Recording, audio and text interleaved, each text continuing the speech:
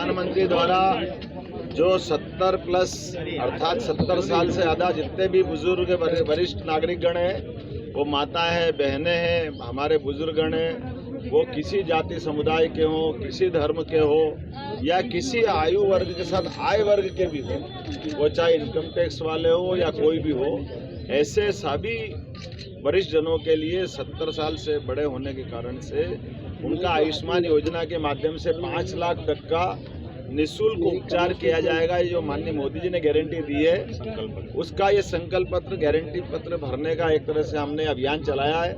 मुझे इस बात की प्रसन्नता है, दक्षिण पश्चिम विधानसभा भोपाल में हमारे अपने यहाँ के विधायक भगवान दास सपनानी जी, जिला अध्यक्ष हमारे सुमित पचौरी जी, इस अवसर पर हमारे सह अखिल भारतीय मध्य प्रदेश में खासतौर पर डेप्यूटी हुए माननीय सतीश उपाध्याय जी, सह चुनाव प्रभारी, हम सब मिलकर के श्री भंवरलाल जी पुरोहित जी के घर उनकी श्रीमती भंवरी बाई बहन के यहाँ पर हमने उनका फॉर्म भराया है। श्रीमती मालती गुप्ता जी का फॉर्म माननीय सतीश जी भाई साहब ने भराया।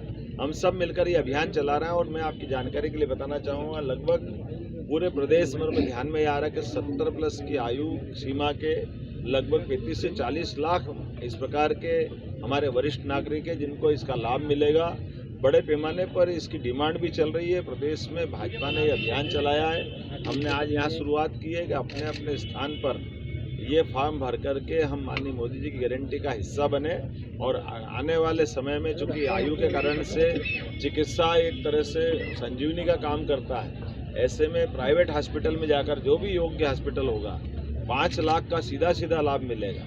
और हम तो और भाग्यशाली हैं, हमारी सरकार ने इसमें एयर एम्बुलेंस की सुविधा भी दी है। किसी कारण से कोई हॉस्पिटल में अगर कोई वरिष्ठ नागरिक भर्ती है या कोई आयुष्मान कार्डधारी भर्ती है और अगर उस हॉस्पिटल में उसका और उन्नत इलाज नहीं हो पा रहा है और उसको आगे किसी और अच्छे हॉस्पिटल में पहुंचाना है, तो डॉक्टर और कलेक्टर दोनों संवाद करेंगे, तो दोनों के बाद हम निःशुल्क एयर एम्बुलेंस के माध्यम से उसको शिफ्ट करने का निर्णय हमने किया है। तो मैं माननीय मोदी जी का आभार मानता हूँ, भारतीय जनता पार्टी को धन्यवाद देता हूँ, माननीय नड्डा जी को, माननीय मोदी जी को। ये एक तरह से इस दौर में बहुत बड़ा काम है। वैसे माननीय मोदी जी ने 4 करोड़ लोगों को तो मकान देने का काम किया है, गैस का कनेक्शन देने का काम किया है, निःशुल्क राशन देने का काम किया है और एक तरह से ये जो बीमारी में मदद करना, ये तो रामबाण है, बहुत बड़ा काम है।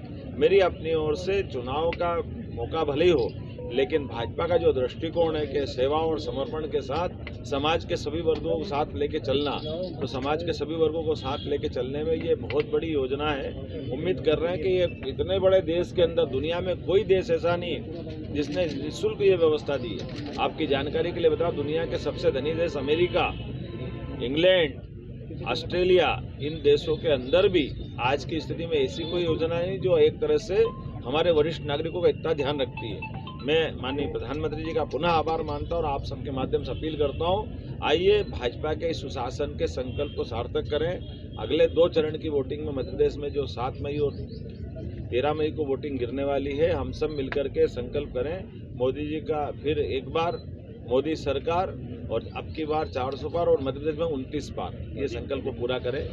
ये परमात्मा की दया से कई जन्मों के पुण्य के बाद मिलता है। इसलिए इस मतदान के लिए, लोकतंत्र की स्थापना के लिए अमर शहीद क्रांतिकारियों ने, शहीदों ने बहुत लंबी कीमत चुकाई, तो हमको अपने मताधिकार का जरूर उपयोग करना चाहिए। जिसको भी वोट देना चाहे दें, लेकिन जरूर दीजिए। वोट देना ये सबका अधिकार है और मैं पार्टी का कार्यकर्ता होने के नाते से, प्रदेश में भाजपा की सरकार होने के नाते से आपसे अपील करूंगा कि आप निश्चित रूप से मोदी जी के काम को देखते हुए मोदी जी के साथ चलें और दुनिया का नंबर 1 का देश बनाने का संकल्प लें, जो भारत के लिए माननीय मोदी जी लेके आगे बढ़ रहे हैं। और मध्य प्रदेश देश का नंबर 1 का राज्य बनेगा। आप सबके आशीर्वाद से पिछली बार सरकार बनी है और डबल इंजन की सरकार काम करेगी, ऐसी अपेक्षा के साथ एक बार पुनः माननीय मोदी जी का आभार। और आयुष्मान योजना के 70 पार करने के लिए हम निश्चित रूप से मोदी जी के इस काम को कभी नहीं भूलेंगे और मोदी जी के साथ चलेंगे। बहुत बहुत धन्यवाद। भारत माता की जय।